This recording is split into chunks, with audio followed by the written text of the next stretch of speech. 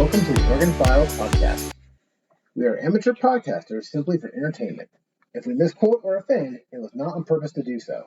Also, we're recording from our dining rooms, bedrooms, kitchens, you name it. You may hear kids, dogs, all kinds of fun stuff. Thank you and enjoy. Hello, and welcome to our fourth episode of the Organ Files podcast. Mark and I have been thoroughly enjoying doing these and finding unique and random topics to talk about and discuss. And today is a topic centered around LARPing is what it is. Live action role playing. And I'm not too familiar with it, so I'm going to lean heavily on Mark for a lot of the conversation topic and informational content, but it's all yours, Mark. So I was born and raised in Los Angeles. So LARPing was not really something that was discussed down there until I moved up here to Roseburg, Oregon, and got into the nerd community, which is really strong in Douglas County. And, the nerd community, there's aspects of it where there are LARPers, live action role players.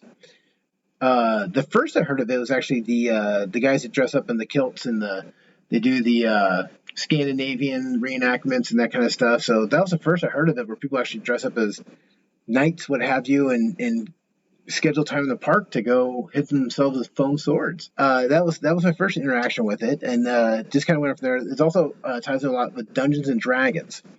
And that was also something I got into when I moved up here from California. Is Dungeons and Dragons is real big in Douglas County, as is a lot of the other nerd stuff. And the reason for that is the companies that made that did a lot of testing up and down the I-5.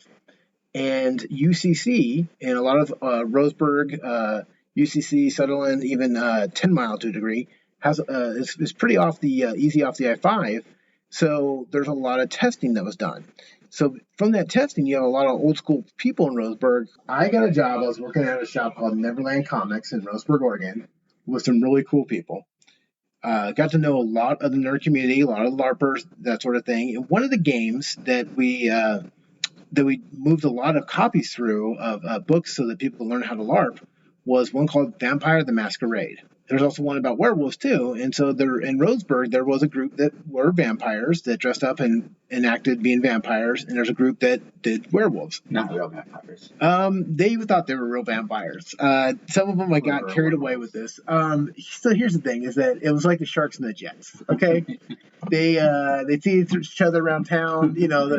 I'd love to think there was dancing and that kind of stuff. But, no, these people really got into some real heavy live action role playing, pretending to be vampires, pretending to be werewolves, and this went on for years. This was a big thing. This is all before I got here. That there was something that went down, and I was told that there was a fight that broke out on top of the carport in downtown Roseburg, and that someone died. Okay, and vampires, werewolves. It was apparently a vampire.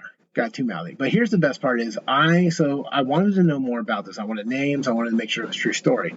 This is where it's going to get more interesting, is trying to find out the truth. So I talked to some people who had knowledge back then of what had happened. And what we found out was it wasn't on the carport that the guy fell from, but it's actually on the commons at the Roseburg High School. Oh, I think I've heard about this. Yes. Except the version I've heard, he flew away as a bat. Well, the guy was being chased. Yeah, the guy was being chased.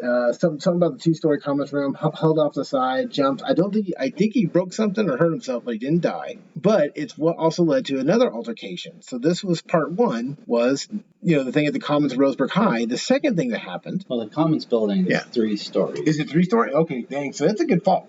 So it's a good fall then. While you're up there monkeying around with a vampire, there's so many things you could do with a foam bat or whatever you're doing. Yeah, there's it's a poor choice for LARPing. Well, I don't know anything about LARPing. It's a poor choice for a venue. One of the things is, so in the Vampire Masquerade is when you're murdered in the game, not really, but in the game, because you wear actually like a tag around your shirt, like you're going to a convention or something like that to get in, like a badge. And if you're murdered in the game, they take scissors and cut your badge in half. That's vicious. oh yeah, that's how you're murdered in the live action role playing for this. And so apparently, someone a lot of times people don't want to be murdered or so the guy wasn't happy about it. Well, the other thing that happened, and once again, I don't know names, and if I do, we're not going to share them because these people could still be alive, and I don't want to bother them. But there was an altercation at the Apple Peddler. The Apple Peddler used to be where it's now a sushi restaurant. Now was a China buffet. So before it was China buffet, it was an Apple Peddler that was open 24 hours. Okay. Okay. Now it's a sushi restaurant. An Apple Peddler is like a poor man's version of Applebee's. Yeah. Exactly. Yeah. It's eating good, not in the neighborhood. Yeah. But yeah, it used to be open 24 hours. There was an Apple Peddler, and this is where because the vampires and the werewolves, I guess when they got done LARPing, or this is where they would meet up. Was the Apple Peddler, or they meet there before? I don't know. But anyway, this used to be their meeting spot around midnight, right? Well, apparently, midnight. Yes, at midnight, because that's what vampires do. Vampires and werewolves, that's their time. I love that they just casually go down to the Apple Peddler, like in character, and then they have to order a drink, But all these people have day jobs. Ooh, yeah. And maybe wives, kids. I don't know. Hey, honey, hey, I gotta go meet the group. group. A closet LARPer, like somebody who doesn't really tell friends or family why they're going out at odd times at night. Can you imagine that? It's so embarrassing that your wife finds out. Like she finds, what's this vampire cloak in the closet? You're like, leave it alone. Weird makeup, like false sets of vampire. Oh yeah. Teeth. How much money do you put into LARPing? That's a question I rely on you for. It depends on how good you want to be at it. Whew. Yeah. And who decides to be the person that runs with scissors and just kills people? Is that like a sheriff or what? They voted in. There's a lot of good questions. It bothers me to some degree, but then I don't judge. Everyone each their own. If they want to LARP, they can LARP all day. It's very interesting. These people get really into it. I wish there was a better acronym for that. I don't know, like LARPing. It sounds like something a disease of like the tongue or something. Right, but there's no other way to, unless you just want to continually say live action role playing over and over again. Yeah. Acronyms. But there's groups all over the world doing this stuff now, and it's just nuts. It's a big thing, and people really find their communities doing it. Mm-hmm. It was in that movie, was it Role Models with That's the only time I think I've ever seen it. Yeah, with Paul Rudd and Sean William Scott. Yeah. Yes, and the kid that plays McLovin. Yes. I don't remember his name offhand. Like Christopher Plesmans, whatever. Right? Yeah. Anyway, so back to the Apple Peddler.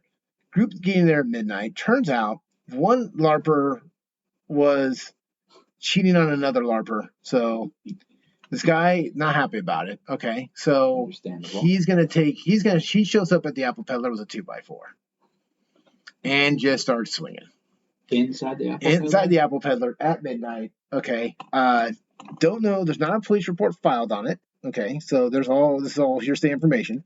But this now starts to where no longer can the LARPers meet at Apple Peddler. This goes around all of Roseburg because there was a Denny's that was open 24 hours that also had their groups meet there, and they banned it as well. Now, the same issue is if you go into a restaurant in Douglas County and you say, hey, can I sit here and play a board game or meet with my group? The answer is usually no, because they don't want any issues that stimulated from the LARPing issue. I think we should test this ourselves. As long as we dress up as vampires. I was thinking Monopoly. Just dress up like Monopoly? No, just playing Monopoly. I'm not dressing up.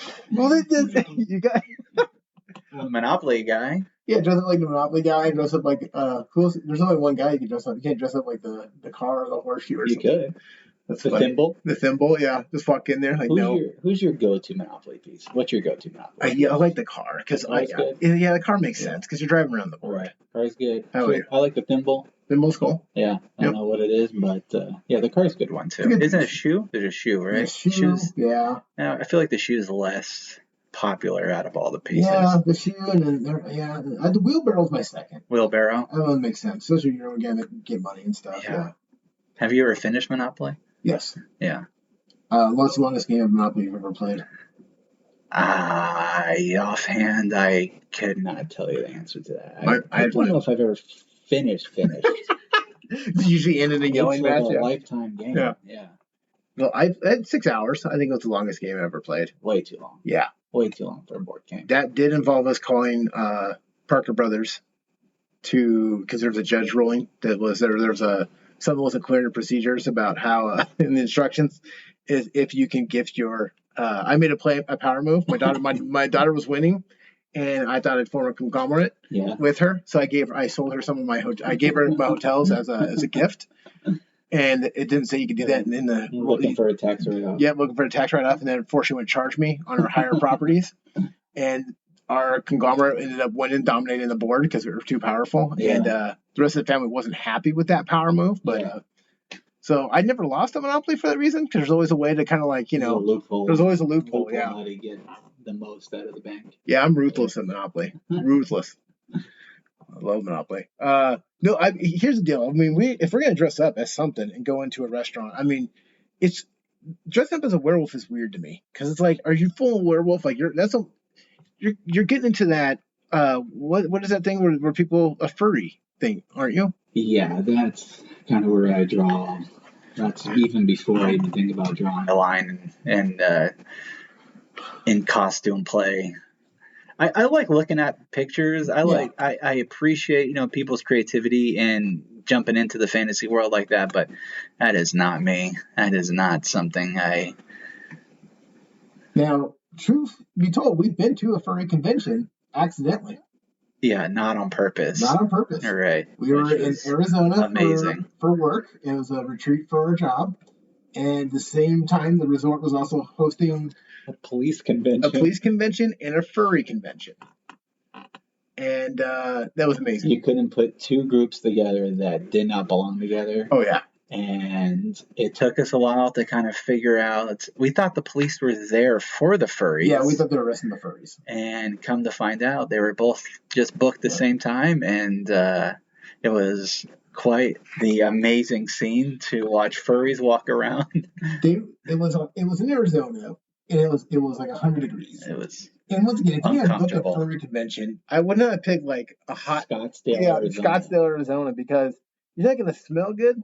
But they were really friendly. I'll give you this: they were all about hugs. They were wanting to pet you. Well, there was the king of the furries who was watching us eat breakfast from the balcony. I did get a photo of that. That was amazing. The people would just stand there in costume and stare at you. Right. Maybe they were waiting for us to do something. Maybe they thought we were staff or part of the... Those are some really intricate costumes they had. Mm-hmm. They put time and money into that. First and last that I will ever attend a furry convention. Need to be. I think the best part is a surprise furry convention. Like if I knew what I was walking into, I wouldn't be as thrilled. But when people thought that the furries were there for us to entertain us too. That was my other favorite part. Right. Everyone's looking at their itinerary. Don't see the time we're meet and greeting with furries. Oh, that was a good trip. But then, like I said, I'm not going to dress up as a werewolf and go into a Denny's. Yeah, it's one of those things I'm just not going to need to do in my life. I'm not big on the whole dressing up thing. I'm really not. Like, I'll watch other people do it and props to them, but I just don't have the. Yeah, if you're having fun with it, do it. Yeah. I don't have the desire. Outside Halloween. Really tough. Yeah. Not my thing. Now, I would dress up as a leprechaun for St. Patrick's Day, drop up a hat. And there is nothing wrong with that. See, thank you. And that just goes for it. The first time I ever wore that leprechaun costume. Yeah. So I did it for like 3 years in a row. I was trying it on at work because that's where a costume lady came by. And I'll never forget, we were right down the street from the Mission, where the drunk people would go to kind of like detox during the day. And so it's a week before St. Patrick's Day, and this drunk guy's walking past the window, and he sees a 6-foot tall leprechaun. Full, we're talking green hat, green. It's a nice costume. It was jacket, everything, the shoes. And he knows he's seeing it. He looks at it. He stares at me. We make eye contact. He keeps walking, but he knows he can't go tell them that he just saw a 6-foot tall leprechaun. They won't let him in the Mission. It's just another day. I stopped wearing it when I got harassed. Yeah. I was leaving work on... I was leaving work, still dressed as a 6-foot tall leprechaun. St. Patrick's Day is a notorious drinking day. And I was right by a bar, and people kept calling me Lucky Charms and wanted me to dance with them. And I just wanted to go home. And I don't forget, this guy got mad. And he goes, "Why won't you dance with my sister?" He goes, "Who do you think you are, Lucky Charms?" I was like, "No, I'm just gonna leave." And they literally they were slapping my car and that kind of stuff. Yeah. It was a little scary. Looking for the pot of gold. Oh man, they were angry. I know you have it somewhere. Yeah, I've only done that. The whatever it's called, the walk. I can't remember now what it's. The bar crawl, or the pub crawl. Pub crawl. Yes, Yeah. I've done it once. Yeah. It was fun, but don't need to do it again. And I don't think I saw any leprechauns. I wasn't out and about. No, yeah, it's too late for you. How funny. But so yeah, that's my thing about LARPing and stuff. But I just know it got dangerous in Roseburg, and they put the kibosh on it at restaurants. And it's still a thing today. There's still people who do it. I don't think it's as big as it used to be. But there's people who volunteer for stuff. They put together get-togethers and that kind of stuff. I think you got information to share with us. Well, I was going to ask you. So the kid got thrown off the commons? Yeah, I know it was after school is the only thing I was told, and that kind of stuff. Like I said, everyone. Some people gave me some names of who they thought it was. I tried to look that person up on Facebook to see if I could reach out to them directly. Yeah. They were not on Facebook. Do you know how long ago it was? It was in the last 30 years. Okay. So it was a bit ago. Okay. Yeah. Yeah, very interesting. Yeah, I remember hearing something about that, but could have been something so opposite and completely different. That's the thing with these things, yeah. So live action role playing is, I think we talked about that. It's a specific characters where you play out scenarios and those characters. I was thinking about this also. As a kid, you don't really have an idea that you're doing LARPing, but I think most of us grew up playing Cowboys and Indians. Oh yeah. I think that's kind of pretty popular kid game, running around doing that. So I was trying to think what other. We had a tire sling, and so I pretended to be the Rocketeer. There you go. That was the big movie at the Rocketeer. time. Yeah. So I guess you can really insert any, A and B characters, and it's just as you get older, do you continue to have that sort of imagination and really not caring of what people think about you still being the Rocketeer on the time. I mean, you can go to school and do that. They may call the police on you if you're, show up and say, "Hey kids, I'm a Rocketeer." Oh boy.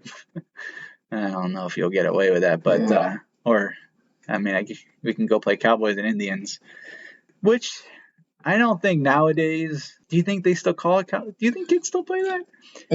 They try to change the feather, so it might be Cowboy and Feathers now. There you go. Well, I just don't. Cowboys and Indians aren't they're not as mainstream as they were back then. Now it's more the sci-fi stuff, I guess. Right. Yeah. Aliens are the new scare, or the Cowboys and Aliens. Yeah. Well, it would be Cowboys and Indians today. It would probably just be like comics, right? Yeah. Whoever you're into. The Avengers or against Swiss. Right. Taliban or something. You're right. ISIS. You think anybody plays like Thanos? You think that's maybe it? Oh yeah, it's got to be. Yeah. There's kids. Yeah. Everyone's all they're streaming and stuff. Yeah. The scope of the LARPing has changed over time. It had been invented several times by different groups by relying on local ideas and expertise. Sometimes such groups were inspired by reports of LARP. I'm just going to start saying it. Live action role playings elsewhere. There's been a multifarious process that has led to extremely diverse range of LARPing and practices. It sounds like crazy. It sounds so technical when you say it. Oh yeah. Practices and histories. It's live action role playing.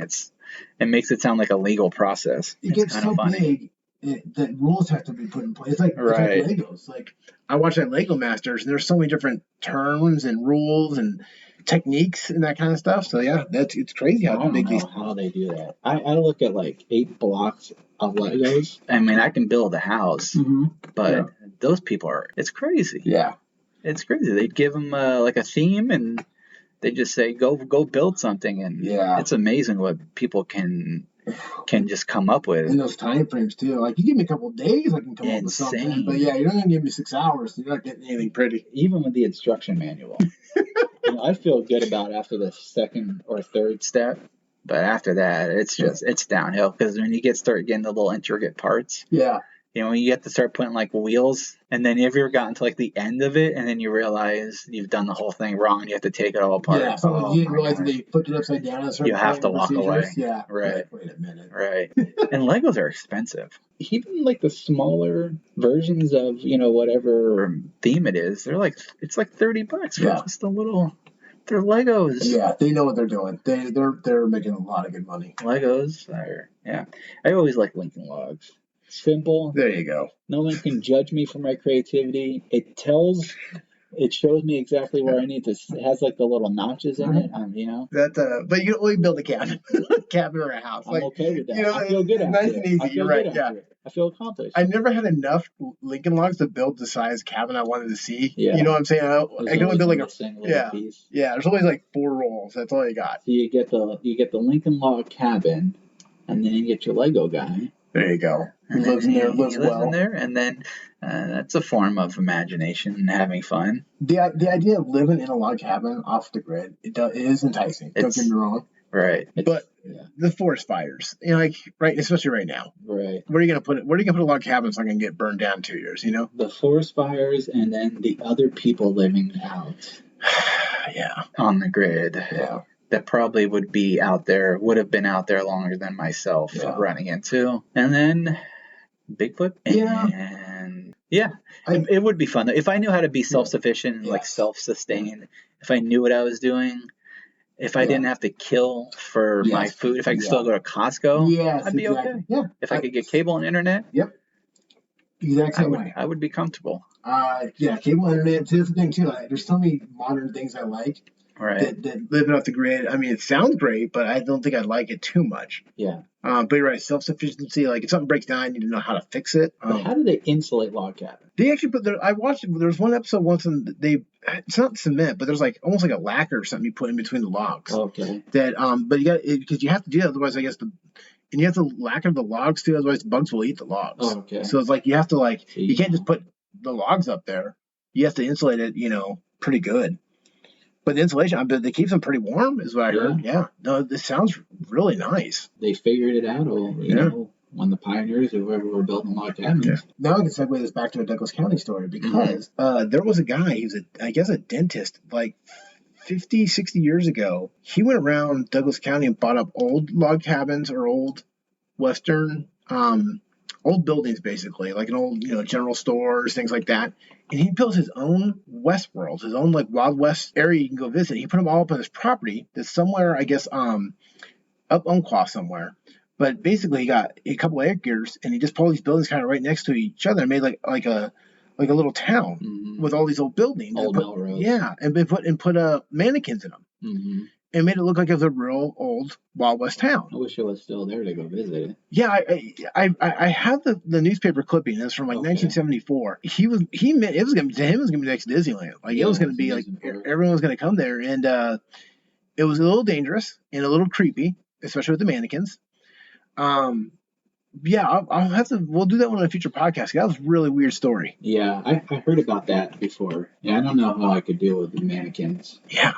Seems strange, but I was gonna say that the idea of I don't know when Lincoln Logs were invented, but do you think there was people that actually had to build log cabins to survive ended up playing with Lincoln Logs? Yeah, you kids got it easy. Yeah, we didn't know there was notches. Yeah. Back to LARPing. By the 1980s, LARPs had spread to many countries and organizations, and different styles to play had been developed. During the 1990s, Mind's Eye Theater was the first published LARP system to achieve popular status. Amazing. Who knew? Also during the 1990s, the hobby began to attract critical and academic analysis. So early history, it's likely that childhood LARP games date back to prehistory and well-known games such as Cowboys and Indians, which we've talked about. Oh, House. That's another one. House, stemming from early historical and prehistorical equivalents throughout many other cultures. So the Athenians and Spartans, they would do like hunting, deer, etc. Which is kind of interesting. Okay. Childhood LARPs tend to consist of very simple or no rules and reflect the surrounding culture. I think it reminds me of Lard when I'm reading LARPs. Yeah. God, I love Lard. Let's see. Live action role playing has practiced by adults who also existed for millennia in form of historical reenactments. Okay. The ancient Romans recreated mythical scenes in naval battles in the Colosseum regularly. Do you think they had to pay to get into the Colosseum? Oh yeah. Well, maybe not. It was a free thing. Like, hey, I can't give you guys health care, but I can put a show on for you. But That's what it would have been to go see something in the Colosseum. oh man, back in in the heyday, that would have been cool. That would be wild. That would be wild to see. Right? Yeah, it's just so crazy to imagine that there is actually something like the Colosseum that two dudes, I presume, were given no choice to pick a weapon, and then every now and again to throw out a lion. Yeah. And then dodge the lion. If you can't beat your competitor, we'll toss. It's just so crazy to imagine. Like at one point in history, we're like, and then now we're worried about names of like sports teams. Yeah. We have come so far. So far. It's just crazy. I've always wanted to go see the Colosseum in Rome. Yeah, it would be so cool to go see that. Yeah. And like the Parthenon. That would be a good trip. That would be awesome to go see. Yeah, see that before it gets destroyed somehow, like an earthquake or something. Right. In other cultures, the Han, Chinese, and medieval Europeans occasionally enjoyed organizing events in which participants pretended to be from an earlier age. Okay. So they kind of, they just pretended they were kids? No, from like an earlier like kabuki theater. Okay. Yeah. That makes sense. Huh. Okay. That's interesting. I had to think about that. Entertainment appears to have been the primarily purpose of these activities. Nobody was getting thrown off columns or getting killed. Huh. How else are you going to take up time and entertain yourselves? I mean, put on a play. It's creative people throughout history. However, it appears that historical reenactment only became a hobby in the 20th century. In the 1920s, there was something called the Model League of Nations Clubs that was formed around the United States, creating a style of live-action role-playing that was not thought of as a game, but was thought of a recreational pastime. Okay, Model UN. So, yeah, I've always believed that I would be able to participate in something like that. I just was never smart enough to jump into the Model UN. I think schools still do that, right? I hope so. I haven't heard it. I haven't heard either. I mean, it's kind of a cool. That'd be fun. And it's 1920s, pre-Depression era, so. Xavier will be so political. Oh my gosh. So political. It would be a cluster. Are we even part of the UN anymore? Right. Yeah. There's some evidence that there was assassin-style LARP games that had been played in New York City by adults in the early 20th century. Yeah. I would like to know more about that because are we talking about this is how Assassin's Creed started? LARPing? Just going around jumping off buildings and just assassinating people? Were they like using Nerf guns or like were they using? I don't know. 1920s. What are you using? You ever play Capture the Flag? No. I don't know what made me think of that. Oh yeah, video games. No. Yeah. And what was the other one? Like Freeze Tag? Did you ever play that as a kid? Yeah. I guess that's not. I guess you're live action. I mean, you can throw in characters into that. Exactly. Yeah. Especially as a kid. The 1920s also saw the beginning of role playing used for psychotherapeutic purposes, often called psychodrama. Okay. Yeah. Psychotherapeutic purposes. Yeah, I see it. What do you just put crazy people in a room and said, here? Yeah, if you need to act stuff out, I could see it. You be a German. Yeah. You be a... You be your mother. You be your mother. Yeah. Oh, that's how Joker started. Exactly. See, that's exactly it. It was championed in the U.S. by somebody named Jacob Monroe. It was not thought of as a game, but the psychodrama tradition probably influenced LARP games as they later developed. Okay. That makes sense. And then we jump ahead till the 1960s. It saw the creation of fantasy LARPs. There we go. as distinct from the pure historical reenactment, which makes me think the evolution of TV, probably as it started getting more channels and more people watching it, I imagine when kids probably sat down and watched TV, they want to go outside and they want to replicate or because when was like the early when was the early Batmans? Yeah, talking the 50s, 60s, right? Basically after World War II, when everything started kind of booming for TVs, yeah. So they probably were, wanting to be, because they even had like the old Cowboys and Indian show. It's a good point. I know people do there's a thing called Star Trek in the Park they do now, where people reenact old episodes of Star Trek. What's some old Cowboys and Indian show? Because I cannot. Gosh, it's what's the big one? It's not Stagecoach. There's one that my mom watches, and it's on for like 12 years. Hi-Ho Silver Away. No, Rawhide. Rawhide, yeah. In the John Wayne movies, that kind of stuff. 1960 saw the creation of LARPs as distinct from pure historical reenactments, which probably originate with the founding of the Society for Creative Anarchism in Berkeley, California on May 1st, 1966. A similar group from Markland Medieval Mercenary Militia began holding events on the University of Maryland's campus. Good name. College Park in 1969. These groups were largely dedicated to accurately recreating medieval history and culture with only mild fantasy elements and were probably influenced by historical reenactment. So we go from the 1920s, where they're doing the Model UN, then we jump into the 1960s, and then the late 1960s happen where you have Vietnam raging. Yeah, changes the role play a little bit. Completely changes it. And then you have, anarchism. Yeah. How could that? It doesn't even sound like role playing. That just. Yeah. In the 1970s, after the publication of an early tabletop role playing game, guess what it was? You're reading it anyway. Yeah. Dungeons and Dragons in 1974. Yeah. Fantasy LARPs became springing in many places. 1974 Dungeons and Dragons. The culture shift for Dungeons and Dragons. I mean, Stranger Things. Right. Was influenced by it. 1970s. I went to a convention, Gen Con, in Indianapolis, Indiana. One of the rooms, I mean, it took up all of Indianapolis, but I'll never forget walking into a room. It was as big as a stadium. And there was thousands of tables, and there's we're talking just hundreds of people. It's not like thousands of people playing D&D, but it was so quiet because they're all reading their stuff and doing their characters and that kind of stuff. And you would think it'd be louder, but they had this giant dragon on display that was hovering over the whole room and that kind of stuff. And they planned their vacations to go to this thing to play Dungeons and Dragons, either with strangers or with friends from around the world. Absolutely amazing. Absolutely incredible. You can play Dungeons and Dragons. You can do either one, right? You can do board game, but you're still acting out the characters, right? Or you can go out into like a park and play. So here's the best part. So with D&D, okay.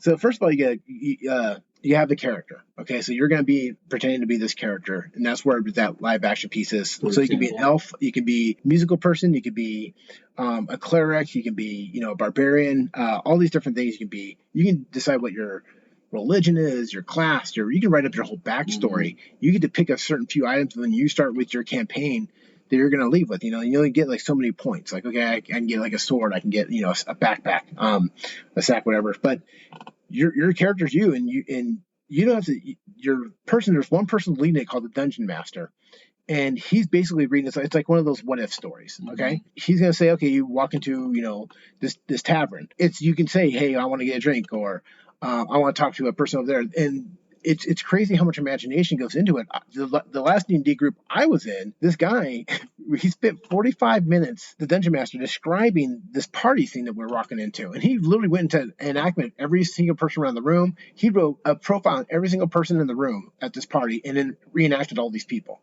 for 45 minutes, okay? And lo and behold, of the 20 people who reenacted, there's only one that we needed to talk to get which road we need to go take to save these goblins, right? The humor and the camaraderie and the fun that you have is incredible. Sure. It gets goofy, but at the same time it can be really, really fun and just crazy things happen. If it comes to a point where chance comes up, this is where the dice come into play. So you could say, I'm gonna leave the tavern, but I don't like the way that guy was talking to me, so I'm going to throw a mug at him. So you roll a dice, okay? So, or the DM will tell you to roll a dice. And so if you roll 1, then the DM gets to have his fun. Say, okay, you throw the mug, it's so bad it bounces off the wall and hits you back in the head. But of course, one group I was watching, the guy rolled a 20. He threw a mug and it hits the guy square in the head, knocks him out, and a whole big bar fight happens. It's just fun because you don't know what's going to happen sometimes, and you get to keep that character along with you the whole time. So there's rules in place, though? Yeah. Kind of how to complete a quest? Yep. So how long does it usually take to... It depends how long you want it to go. It depends how long the dungeon master wants it to do. I mean, you can do D&D for 4 hours at a time and do a whole, run through once, a couple hours at a time. There's actually professional dungeon masters now in Seattle and San Francisco that you can rent. So they say, hey, if you and your buddies want to get together and want to do a dungeon that weekend, you bring up this dungeon master guy and you pay him $1,200. He comes to your house and you spend the whole day playing D&D with this guy. And he's got your characters written out for you. He's got little figures that represent you. The scale of it is incredible. You can really get real lost into it. I mean, I got a couple pieces around my house, like a pirate ship that you can use, and it's got little grids on it. Because that's the whole thing. You can't just run up and punch somebody. You have to be able to move, the number of grids, So there's a board. Yeah, there's a board aspect too. Absolutely. So it's like Jumanji. Yeah, exactly. Yeah. Reading what happens as you go through that. Mm-hmm. Okay. Yeah. That's interesting. But most people dress up when you're doing it. You can. You really can dress up. When I played with my kids, I didn't make them dress up, but their imaginations were incredible on how they would do things. I absolutely love the ability to have fun with it. It's always for fun. It's never for. It's a good time when it comes down to it. We'll have to play D&D sometime. I'll play. Okay. I always give things. I give it a opportunity to There you go. to woo me. Yeah. To wow me. I give it a shot. It's my nerdness draws. I love video games and then movie genres. That's kind of where I'm at as far as like the nerd line. That's fair. But we tried Magic, couldn't really get into that. That's a totally different ballgame. But Magic's kind of like D&D on a smaller scale, right? But you're not really way more like chess because it's all mind games there. Yeah. But you're not acting out. The cards are your character, not your characters, but they kind of resemble what you would be saying in Dungeons and Dragons, right? Because it's the same kind of like fantasy, I guess, is what it is. It's like sci-fi fantasy. There are people who are professional cosplayers now. Magic the Gathering. It's a big industry. It's crazy. Yeah, they make a lot of money. Yeah. It had to start somewhere. Yeah. Okay. And we even went before 1920s. Our good friends in the old Civil War, they were going to do their own reenactment. It began during the Civil War, where both sides, they would stage mock battles, and heavy snow fell down, which kept the men in camp from going out and killing each other. Who knew? They snowballs. Or is it just like a small battalion fighting with each other for fun? The way I read it, I think it's the North and South. That's amazing. They would stage brigade-sized snowball fights. That's incredible. And then when the snow let up, they'd kill their cousins. Oh, man. That's crazy. Which is kind of crazy to think about that. That's kind of how the Civil War reenactment started. Okay. And, that's kind of the history of Civil War reenactments. It wasn't really reenacting because they were enacting it. It was before the But then in the 1913, elderly Union and Confederate veterans, they met at the 50th anniversary at Gettysburg, and they put themselves through the paces. But without the muskets they had used against each other, then again in 1938, those same veterans returned with sound recording. New generations could hear the rebel yelped by 95-year-old men who still had spunk to give in it, crazy. Which is pretty kind of cool. Yeah, I couldn't even begin to fathom what it would have been like to go through the Civil War and then have all those emotions and feelings for 50 years and then meeting on the battlefield at Gettysburg once again without having to go through the paces, without the weapons. It would have been incredibly emotional. It's so wild. Yeah. Right. And then for those who were alive in 1938, to be able to hear the recordings and the new technologies of the times and then new generations, they could hear whatever. I'm not sure the rebel yelped by 95-year-old men who still had spunk to give in it. That's crazy. Must have been something pertaining to Like how they yell for something. attack or something. It Yeah. must have been. So reenacting the Civil War as a hobby got off to a shaky start during the 1960s, when authenticity was ignored in favor of doing something, anything, to commemorate the centennial. Men and boys threw on gray and blue pants and work shirt. They grabbed whatever arms they could find and marched out to whatever fields were handy to recreate the battles. Photos from time periods show some men marching in ranks with M1 grenades, World War II semi-automatic rifles. Amazing. They're like, well, look, we got to do something. Exactly. Yeah. We got to commemorate the Civil War. What do you got around here? I got Levi's, I got some flannel shirts, and then I got some fake M1 machine gun. It goes on to say the most famous reenactment of the 1960s was the 1961 Battle of First Manassas or Bull Run, held on the Manassas National Battlefield. After a near disaster where one reenactor was hit by a mini ball fragment left in the musket that had been live fired before the event. Whoops. Wow. The National Park Service thereafter banned reenactments from being held on its battlefields. The NPS decided the mock battle detracted from the commemorative nature of the battlefields. Amazing. I had a high school teacher that did the Civil War reenactment. Oh, really? Yeah, Mr. Shaw, I believe his name was, and he was a history teacher, of course, but he was he played his character really well. He would come dressed as his character, and I appreciated it then, and I think it would be cool to watch it. Oh, yeah. Because they get really into it. I read there was a thing on with where they do those reenactments sometimes. If they try to do the same field where the real battle happened, the reenactors, the LARPers, say they hear and see the stuff that, like, ghost stuff, and they hear cannons, they hear people crying in pain, and hear the explosions and stuff, and that's wild. That residual. Don't think I would want to be on the actual battlefield. No, I would have been one who ran away. I know I would have marched with the group, that'd been fine, but as soon as the battle broke out, I'll fire a gun and run off. Deserter. Yeah, I'd be deserter. I'd be deserter. You'd find me across the U.S. somehow. Right. Gettysburg's pretty cool. I've been to Gettysburg. Gettysburg's pretty awesome to go to. Really? Yeah, it's cool. It's cool in the sense of, like, the history of it. It's not cool of the actual what took place there, but crazy. So LARPing and Civil War reenactment, and definitely a fun topic to talk about, because there's a lot, and there's a lot of people out there probably have so many stories, or maybe if you hear this, you think of stuff that you did when you were a kid, or stuff you do now, or stuff you watch on TV that makes you think of going out and being creative and using your imagination, because as we get older, that creativity and imagination starts to dull and die down a bit. But Thank you all for listening. Cheers.